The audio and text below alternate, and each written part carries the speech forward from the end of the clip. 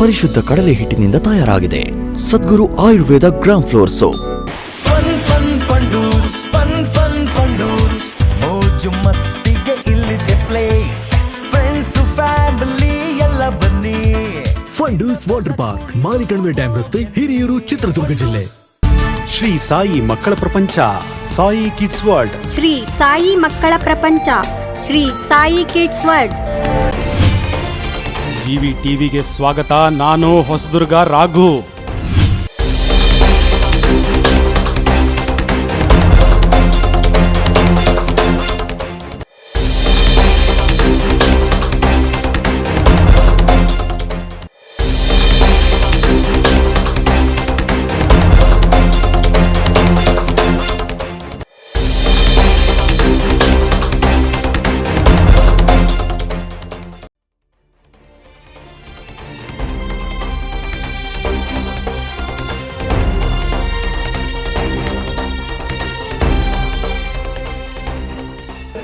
Camera ನೋಡಿ ಎಲ್ಲ okay ready ಸರಿ ನೋಡಿ.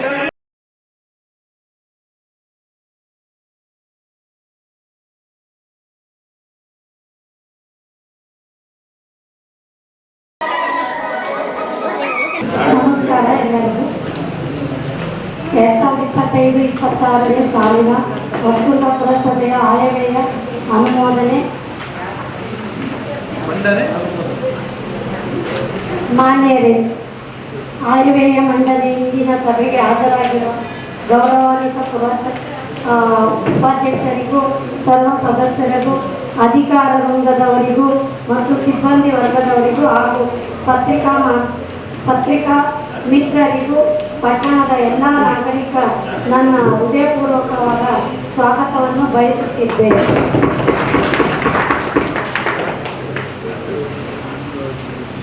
ಹೊಸದುರ್ಗ ಪುರಸಭೆಯ ಅಧ್ಯಕ್ಷತೆಯನ್ನು ವಹಿಸಿಕೊಂಡ ನಂತರ ಇದು ನನ್ನ ಪ್ರಥಮ ವರ್ಷದ 25-26ನೇ ಸಾಲಿನ ಆಯವ್ಯಯ ಮಂಡಿಸುತ್ತಿರುವುದು ನನಗೆ ಸಂಗತಿಯಾಗಿದ್ದು, ಹೊಸದುರ್ಗ ಪಟ್ಟಣದ ಅಭಿವೃದ್ಧಿ ಮತ್ತು ನಾಗರಿಕರ ಸೇವೆ ಮಾಡುತ್ತಿರುವುದು ನನ್ನ ಅದೃಷ್ಟವೆಂದು ಭಾವಿಸುತ್ತಿದ್ದೇನೆ. ಹೊಸದುರ್ಗ ಪುರಸಭೆಯಲ್ಲಿ 2025-26ನೇ ಸಾಲಿನ ಆಯವ್ಯಯ ಇಂದು ಮಂಡನೆಯಾಗಿದೆ. ಪುರಸಭಾಧ್ಯಕ್ಷೆ ರಾಜೇಶ್ವರಿ ಆನಂದ್ ಬಜೆಟ್ ಮಂಡನೆ ಮಾಡಿದ್ದಾರೆ. ಬಜೆಟ್ ಗಾತ್ರ ಅಂದಾಜು 30 ಕೋಟಿ 5,84,000. ಇದರಲ್ಲಿ ಸುಮಾರು 85 ಲಕ್ಷ ಉಳಿತಾಯ ಬಜೆಟ್ ಎಂದು ಹೇಳಿದ್ದಾರೆ. ಬಜೆಟ್ ಮಂಡನೆಯ ವೇಳೆ ಪುರಸಭಾ ಸದಸ್ಯ ರಾಮಚಂದ್ರಪ್ಪ ಹಿಂದೂ ರುದ್ರಭೂಮಿಯನ್ನು ಅಭಿವೃದ್ಧಿಪಡಿಸಿ ಅಂತ ಹೇಳಿದ್ರು.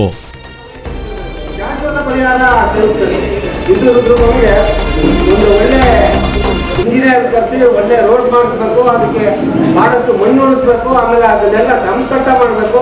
ನೀವು ಕೇವಲ 5 ಲಕ್ಷ ಇಟ್ಟಿರೋದು ಯಾಕೂ ಬರಲ್ಲ. ಇದಕ್ಕಾಗಿ ಒಂದು 50 ಲಕ್ಷದ ಮುಡುಪಾಗಿಡ್ಬೇಕು ಅಂತ ನಾನು ಸಾರ್ವಜನಿಕರಿಂದ ಮನವಿ ಮಾಡ್ತಾ ಇದ್ದೀನಿ. ಮಾಜಿ ಪುರಸಭಾಧ್ಯಕ್ಷ ಶ್ರೀನಿವಾಸ್ ಟಿಬಿ ಸರ್ಕಲ್ನಲ್ಲಿ ಬಸ್ ಶೆಲ್ಟರ್ ನಿರ್ಮಾಣ ಮಾಡಿ ಅಂತ ಸಲಹೆ ಕೊಟ್ಟರು.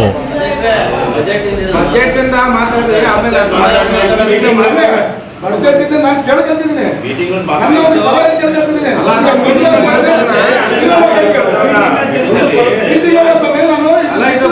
ಅನುಮೋದನೆ ಕೊಡೋಣ. ಬಜೆಟ್ ಸರಿ ಅಲ್ಲ ವಿಚಾರ, ಬಜೆಟ್ ನಮ್ದು ಮಾಡಿ ಬಜೆಟ್ ಅನುಮೋದನೆ ಕೊಡೋಣ. ಮಾಜಿ ಅಧ್ಯಕ್ಷ ಅದನ್ನ ವ್ಯವಸ್ಥಿತವಾಗಿ ಹೆಂಗ್ ಅನುಮೋದನೆ ಕೊಡ್ಬೇಕು ಹೇಳ. ಅವ್ರಿಗೆ ಮಹಿಳಾ ಅನುಮೋದನೆ ಮಾಡೋದು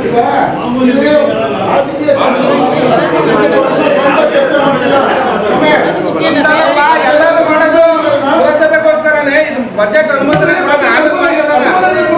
ಬಜೆಟ್ ಅನುಮೋದನೆ ಅಲ್ಲ, ಅದು ಸಲಹೆ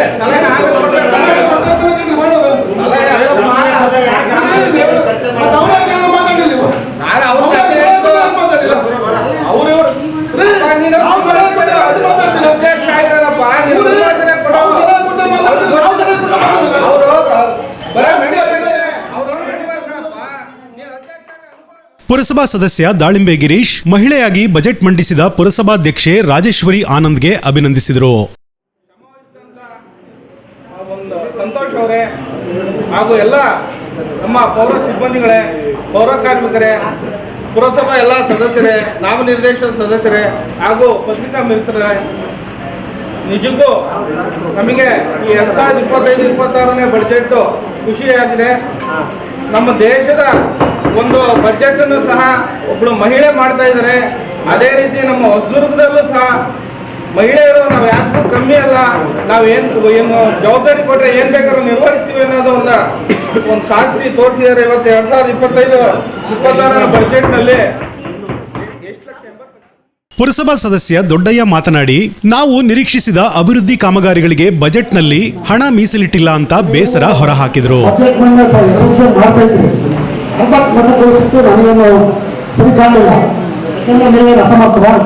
ನಿಮ್ಮ ಸಭೆಯಲ್ಲಿ ಕೊಡ್ತಾರೆ ನಿಮಗೆ ಮಾತಾಡೋದ್ರಿಂದ ನಿಮ್ಮಿಂದ ಆಗಲ್ಲ ಅಂತ ಅವ್ರಿಗೆ ಕೊಟ್ಟರು ಅಲ್ವಾ? ನೀವು ಯೋಚನೆ ಮಾಡಬೇಕಾಗ್ತೀವಿ. ನೀವು ಇದು ಭಾಳ ವಿಶೇಷವಾದ ಸಭೆ, ಸಾಮಾನ್ಯ ಸಭೆ, ಬಜೆಟ್ ಸಭೆ 25-26 ಬಜೆಟ್ ಸಭೆ. ಇದು ಮೇಳೆ ಮಾಡಲಿ, ತಿಂಗಳ ಸಾರ ಆಗಲಿ, ಮಂಡ ಮಾಡೋದು ಬಜೆಟ್ ಅಲ್ಲ. ಇದೆ ನೀವೇ ಮಾಡಬೇಕು, ನೀವೇ ಮಾಡೋದಕ್ಕೆ ನೀವು ಅಕಸ್ಮಾತ್ಗೊಳಿಸಿ ಮೇಳೆ ಮೇಲೆ ಕೊಡೋದು ಅಷ್ಟು ಸಮಂಜಸ ಅಲ್ಲ ಅಂತ ನಿಮ್ಮ ಅಭಿಪ್ರಾಯ. ಈ ಮುಂಜಾಗ್ರತೆ ಹೊರಬಾರ್ದು. ಈಗ ನಮ್ಗೇನೇ ಸಲಹೆ ಕೊಟ್ಟರು ಅದೇನು ಪ್ರಯೋಗ ಆಗಲ್ಲ. ರಾಮಚಂದ್ರ ಸುಮಾರು 7 ವರ್ಷ ಹೇಳ್ತಾರೆ, ಯಾರು ಅದು ಆಗದೇ ಇಲ್ಲ, ವರ್ಷ ಆಗೋದಿಲ್ಲ. ನಮಗೆ ಯಾವ ಆಗಿಲ್ಲ ಆಗೋದಿಲ್ಲ ಅಂತೇಳಿ ನಾವು ಭಾವಿಸ್ತೀವಿ. ಆದರೂ ನಾವು ವಿರೋಧ ಮಾಡೋಕ್ಕಾಗಲ್ಲ. ಮಾಧ್ಯಮದ ಸ್ನೇಹಿತರಿದ್ದಾರೆ, ವಿರೋಧ ಮಾಡೋಕ್ಕಾಗಲ್ಲ. ನಮ್ಮ ಬಳ ವಿರೋಧ ಮಾಡೋದು. ಆಮೇಲೆ ನಮ್ಮ ಗೌರವಾನ್ವಿತ ಸದಸ್ಯರಿಗೆ ವಿನಂತಿ, ನಮ್ಮ ಮಾಧ್ಯಮ ಕೇಳ್ಬೇಕಾದ್ರೆ ದಯಮಾಡಿ ನೀವು ನೋಡಪ್ಪ, ನೀವು ಕೇಳಿ, ನಾವು ಕೇಳಿದ್ರೆ ನೀವು ಹಾಕೊಳ್ಬೇಡಿ. ಪುರಸಭಾ ಸದಸ್ಯೆ ಸರೋಜಾ ಮಲ್ಲೇಶಪ್ಪ ಸ್ಥಾಯಿ ಸಮಿತಿ ರಚನೆ ಮಾಡುವಂತೆ ಕೋರಿದರು.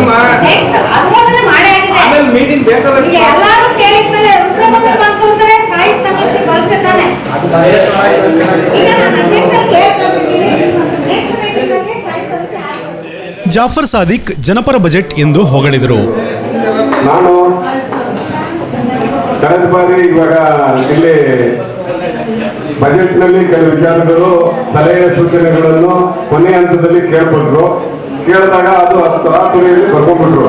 ನಾವು ಕಳೆದ 7 ವರ್ಷದಿಂದಲೂ ಒಂದೇ ಒಂದು ಸಲಹೆ ಕೊಡ್ತಾನೆ ಬಂದಿದ್ವಿ. ನಾವು ವೀರಭದ್ರ ದೇವಸ್ಥಾನ ಎದುರಿರುವ ಸರ್ಕಾರಿ ಹಿರಿಯ ಪ್ರಾಥಮಿಕ ಶಾಲೆ ಆವರಣದಲ್ಲಿ ಒಂದು ಉದ್ಯಾನವನ್ನು ಮಾಡಿ ಸಾರ್ವಜನಿಕರ ಆರೋಗ್ಯ ದೃಷ್ಟಿಯಿಂದ ವಾಕ್ಪಾತ್ ಮಾಡಿ ಕೆಲವರು ಪೇಷಂಟ್ಗಳಿಗೆ ಅನುಕೂಲಕರವಾಗುತ್ತೆ, ಅದು ಮಾಡಿದ್ರೆ ಅನುಕೂಲ ಅಂತ ಹೇಳಿದ್ವಿ. ಸತತ 7 ವರ್ಷದಿಂದ ಕೇಳಿದ್ವಿ. ಅದನ್ನ ತಾವು ಈ ಬಜೆಟ್ ಅಲ್ಲಿ ನಮ್ಮ ಅಧ್ಯಕ್ಷರಾದಂಥ ರಾಜೇಶ್ವರಿ ಆನಂದ್ ಅವರು ಉಚ್ಚರವಾಗಿ ಮಂಡಿಸುತ್ತಿದ್ದಾರೆ. ಅವರಿಗೆ ನಾನೆಲ್ಲರ ಪರವಾಗಿ ಮತ್ತು ನಾನು ವೈಯಕ್ತಿಕವಾಗಿ ಅಭಿನಂದನೆ ಸಲ್ಲಿಸ್ತೀನಿ. ಕಳೆದ ಬಜೆಟ್ ಪೂರ್ವಭಾವಿ ಮೀಟಿಂಗ್ನಲ್ಲಿ ನಾನೊಂದು ಸಲಹೆ ಹೇಳಿದ್ದೆ. ಈ ಪಂಪ್ ಹೌಸಿಂದ ಹಿರಿಯೂರಿಗೆ ಒಂದು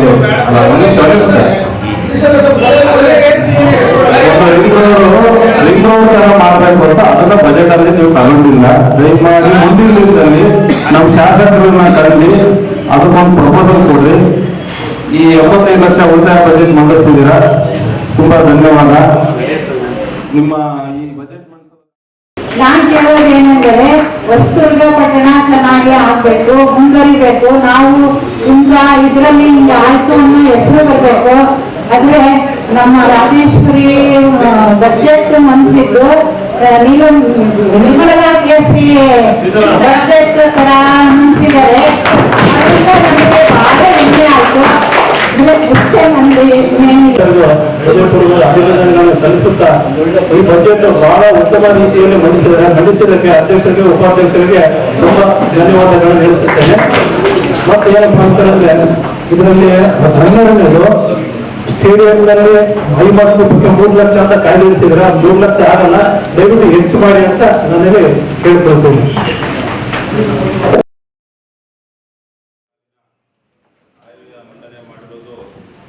ಬಹಳ ಸಂತೋಷದ ವಿಚಾರ. ನಮ್ಮ ಉತ್ತರ ಜನತೆಗೆ ಒಳ್ಳೆಯ ಬಡ್ಜೆಟನ್ನು ನೀಡಿದೆ ಅಂತೇಳಿ ನಮ್ಮನ್ನು ನಾನು ಅಭಿನಂದಿಸಲು ಇಷ್ಟಪಡ್ತೇನೆ. ಹಾಗೆ ಈ ಒಂದು 2025 ಮೂರನೇ ಪೇಜಲ್ಲಿ ಮಾನ್ಯ ಅಧ್ಯಕ್ಷರೇ, ಮೊದಲನೆಯದಾಗಿ ಇದೆಯಲ್ಲ ಅದರಲ್ಲಿ ಎರಡನೇದಾಗಿ 2025-26ನೇ ಸಾಲಿನ ಹೊಸದುರ್ಗ ಪುರಸಭೆ ಆಯವ್ಯಯದಲ್ಲಿ ರಾಜ್ಯ ಸರ್ಕಾರದಿಂದ ಬರುವ ಅನುದಾನಗಳಾದ ಅನ್ನೋ ಒಂದು ವಿಚಾರದಲ್ಲಿ ಎರಡನೇದು 2025-26ನೇ ಸಾಲಿಗೆ ರಾಜ್ಯ ಸರ್ಕಾರದಿಂದ SLC ಮುಕ್ತ ನಿಧಿ ಅನುದಾನದಲ್ಲಿ 8 ಲಕ್ಷಗಳು ಹಂಚಿಕೆಯಾಗಿದ್ದು, ಇದರಲ್ಲಿ ಇತರೆ ಬಡಜನರ ಕಲ್ಯಾಣಾಭಿವೃದ್ಧಿಗಾಗಿ (7.25%) ರು 58,000, ವಿಶೇಷ ವಿಕಲಚೇತನರ ಕಲ್ಯಾಣಾಭಿವೃದ್ಧಿ (5%) ರು 40,000 ಹಾಗೂ 2025 ಸಾಲಿನ ಪಟ್ಟಣದಲ್ಲಿ ವಿದ್ಯಾರ್ಥಿಗಳ ಕ್ರೀಡೆಯಲ್ಲಿ ಆಸಕ್ತಿ ಇರುವವರಿಗೆ 8,000 ಅಂತ ತೋರಿಸಿದ್ರ. ದಯಮಾಡಿ ಏನಾದರೂ 8,000 ಅನ್ನೋದು ಒಂದು ತಾಲೂಕು ಮಟ್ಟದಲ್ಲಿ ನಮ್ಮಲ್ಲಿ ಕ್ರೀಡಾಸಕ್ತಿ ಇರ್ತಕ್ಕಂಥವ್ರು ತುಂಬಾ ಜನ ಇದ್ದಾರೆ. ರಾಜ್ಯ ಮಟ್ಟಕ್ಕೆ ಮತ್ತೆ ರಾಷ್ಟ್ರ ಮಟ್ಟದಲ್ಲೂ ಕೂಡ ನಮ್ಮಲ್ಲಿ ಕಬಡ್ಡಿ ಆಗಲಿ ಅದು ಮತ್ತೊಂದು ಕ್ರೀಡೆಗಳಲ್ಲಿ ತೊಡಗಿಸಿದ ಕುಸ್ತಿಪಟುಗಳು ನಮ್ಮ ತಾಲೂಕಲ್ಲಿ ನಮ್ಮ ಪಟ್ಟಣದಲ್ಲಿ ಇದ್ದಾರೆ. ದಯಮಾಡಿ ಇದನ್ನು ಸ್ವಲ್ಪ ಹೆಚ್ಚಿನದು ಮಾಡಿಕೊಂಡು ಅವರಿಗೆ ಕ್ರೀಡಾ ಮನೋಭಾವವನ್ನು ಬೆಳೆಸೋದಕ್ಕೆ ನಮ್ಮ ಪುರಸಭೆ ಕಡೆಯಿಂದ ಪ್ರೋತ್ಸಾಹವನ್ನು ಮಾಡಬೇಕು ಮಂಡನೆ ಮಾಡಿದ್ದು. ಇದಕ್ಕೆ ನಮ್ಮ ಸರ್ವ ಸದಸ್ಯರು ಅಮೂಲ್ಯ ಸಲಹೆ ನೀಡಿ ಪ್ರಶಂಸೆ ವ್ಯಕ್ತಪಡಿಸಲಿಕ್ಕೆ ಧನ್ಯವಾದಗಳನ್ನು ಅರ್ಪಿಸಿದ. ಈಗ ಎರಡನೇ ವಿಚಾರವನ್ನು ಓದುತ್ತಿದ್ದೇವೆ.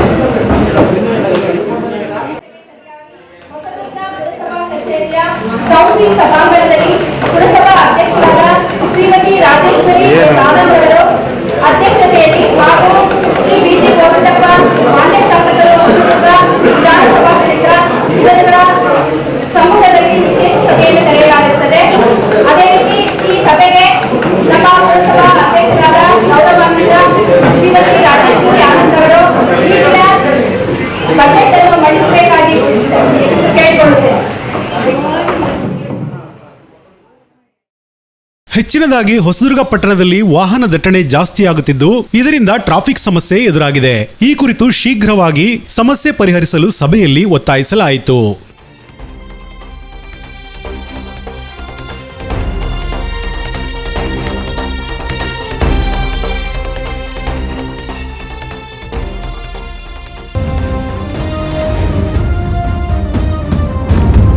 ಜಿವಿ ಟಿವಿ, ಇದು ನಿಮ್ಮ ಧ್ವನಿ.